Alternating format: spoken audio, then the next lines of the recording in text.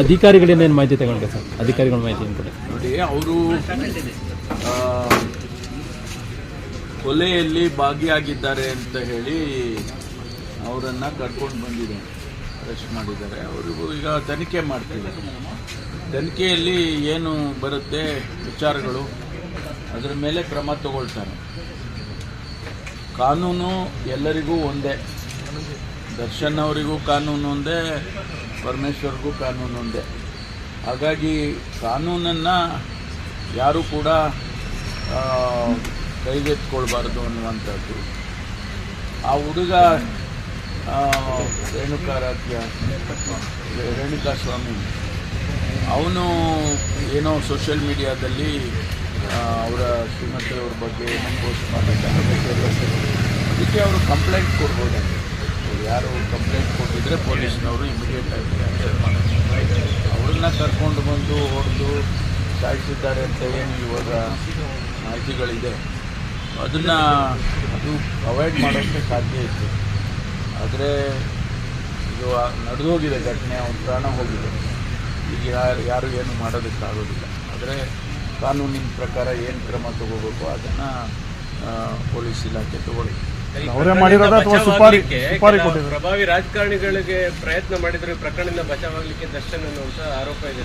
ಯಾರು ನನಗೆ ಗೊತ್ತಿದ್ದಂಗೆ ಯಾರು ಪ್ರಯತ್ನ ಮಾಡಿಲ್ಲ, ಅಥವಾ ನಮ್ಮ ಹತ್ರ ಯಾರು ಪ್ರಯತ್ನ ಮಾಡಿಲ್ಲ. ಹಾಗಾಗಿ ಕಾನೂನಿನಲ್ಲಿ ಏನು ಕ್ರಮ ತಗೊಳ್ಳೋದಕ್ಕೆ ಅವಕಾಶ ಇದೆ ಅದನ್ನು ತಗೊಳ್ತಾರೆ. ಇದನ್ನು ನಾವು ಯಾರೂ ಕೂಡ ಸರ್ಕಾರದಿಂದ ನಾವ್ಯಾರು ಇಂಟರ್ಫಿಯರ್ ಆಗುತ್ತೆ. ಅವರಿಗೆ ಫ್ರೀ ಹ್ಯಾಂಡ್ ಕೊಟ್ಟಿದ್ದೀವಿ ಪೊಲೀಸ್ನವ್ರಿಗೆ.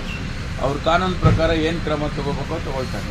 ಸರ್, ರೇಣುಕಾಸ್ವಾಮಿ ಕುಟುಂಬದ ಪರವಾಗಿ ಸರ್ಕಾರ ಯಾವ ರೀತಿ ನಿಲ್ಲುತ್ತೆ ಅಂತ ಸರ್?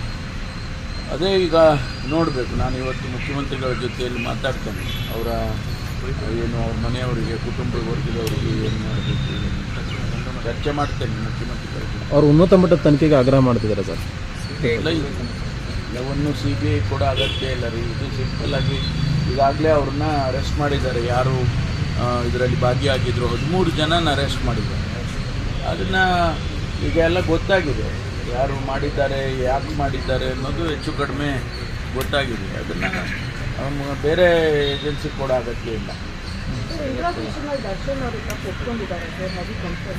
ಅದೆಲ್ಲ ಗೊತ್ತಿಲ್ಲಮ್ಮ, ನನಗೆ ಗೊತ್ತಾಗೋದಿಲ್ಲ. ಅದೆಲ್ಲ ಇಂಟ್ರಾಗೇಷನ್ನು ನನ್ನಲ್ಲಿ ಏನು ಪ್ರಶ್ನೆ ಕೇಳ್ತಾರೆ, ಏನು ಉತ್ತರ ಬರುತ್ತೆ, ಅದೆಲ್ಲ ನಮಗೆ ಗೊತ್ತಿಲ್ಲ. ಚಿತ್ರದುರ್ಗದಿಂದ ಕಿಡ್ನಾಪ್ ಮಾಡ್ಕೊಂಡು ಬಂದು ಇಲ್ಲಿ ಡೀಟೇಲ್ಸ್ ಎಲ್ಲ ತನಿಖೆ ಸಂಪೂರ್ಣವಾದ ಮೇಲೆ ನಮಗೆ ಗೊತ್ತಾಗುತ್ತೆ. ಇದಕ್ಕೆ ಮುಂಚೆ ನಾವು ಕೇಳೋದಿಲ್ಲ, ಅವರು ಹೇಳೋದಿಲ್ಲ. ಮೊದಲಲ್ಲ ಸರ್ ಈ ವ್ಯಕ್ತಿದು. ಮಾಧ್ಯಮದಲ್ಲೂ ಕೂಡ ನಾನು ನೋಡಿದೆ, ಅನೇಕ ಇಂಥ ಘಟನೆಗಳಲ್ಲಿ ಅವರು ಭಾಗಿಯಾಗಿದ್ದಾರೆ ಅಂತೇಳಿ ಮಾಧ್ಯಮದಲ್ಲಿ ಇವತ್ತೆಲ್ಲ ಪತ್ರಿಕೆಯಲ್ಲೆಲ್ಲ ಬಂದಿದೆ.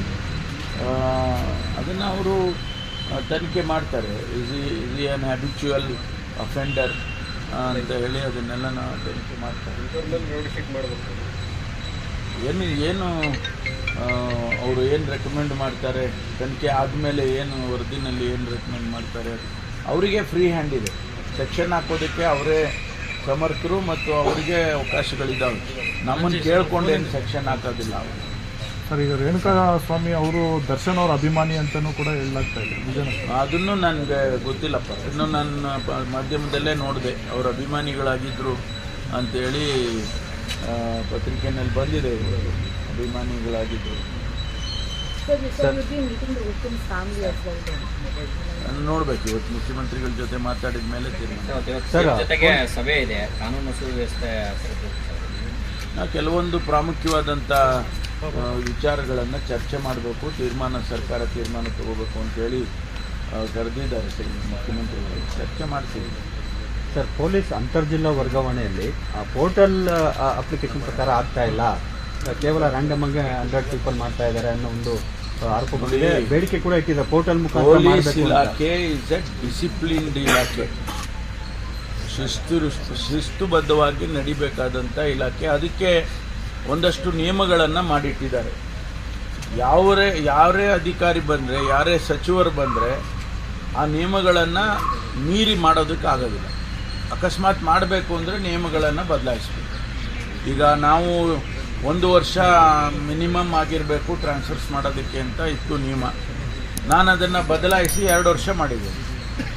ಸದನದಲ್ಲಿ ಅಸೆಂಬ್ಲಿಯಲ್ಲಿ ತೊಗೊಂಡೋಗಿ ಕಾನೂನು ಬದಲಾವಣೆ ಮಾಡಿ ಅದನ್ನು 2 ವರ್ಷ ಮಾಡಿದ್ದೇವೆ. ಆ ರೀತಿ ಕಾನೂನು ಬದಲಾವಣೆ ಮಾಡ್ಬೋದು, ಆದರೆ ಇರ್ತಕ್ಕಂಥ ನಿಯಮವನ್ನು ಉಲ್ಲಂಘನೆ ಮಾಡಿ ಮಾಡೋದಕ್ಕೆ ಅವಕಾಶ ಇಲ್ಲ. ಯಾರು DG ಇರ್ಬೋದು, ನಾನಿರ್ಬೋದು, ಮತ್ತೊಬ್ರು ಇರ್ಬೋದು. ಆ ನಿಯಮದ ಚೌಕಟ್ಟಿನಲ್ಲೇ ಕೆಲಸ ಮಾಡಬೇಕು. ಅದರಲ್ಲೇನಾದರೂ ಸಣ್ಣ ಪುಟ್ಟದ್ದು ತೊಂದರೆಗಳು ನಮ್ಮ ಸಿಬ್ಬಂದಿಯವರಿಗಾಗಿದ್ದರೆ ಅದನ್ನು ಸರಿಪಡಿಸೋದಕ್ಕೆ ನಾನು ಸೂಚನೆ ಕೊಡ್ತೇನೆ.